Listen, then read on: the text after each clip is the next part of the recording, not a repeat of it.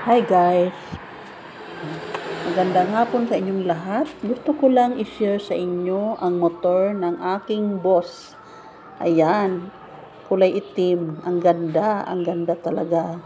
Nagustuhan ko lang siyang i-video kasi natutuwa ako, no? Malaki siya, malaki. Gandahan talaga ako sa kanya. Mahal nga daw, sabi ng boss ko. Tinanong ko sa kanya kung mamahalin ba yung motor na yan. Sabi niya, oo daw. Oh, tingnan mo guys. Ang ganda talaga. Napakaano niya. Parang astig sa tingnan pag sinakyan mo.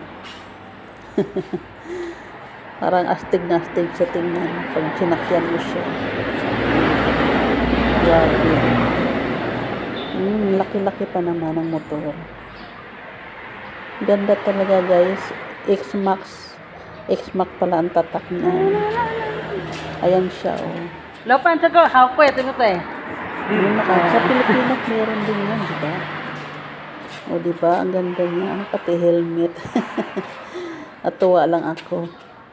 So, ayan. Ano lang ako pagmasdan yung motor.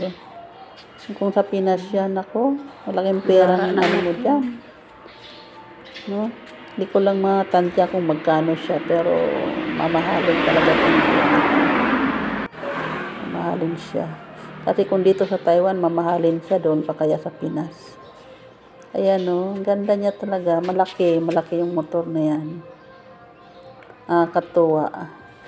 Pag sinakyan mo, napaka-astig mo ng tingnan. Ano? Sana all. Ayun lang guys, at natutuwa lang ako siyang kunan ng video. Maraming salamat sa inyong panonood. Bye-bye.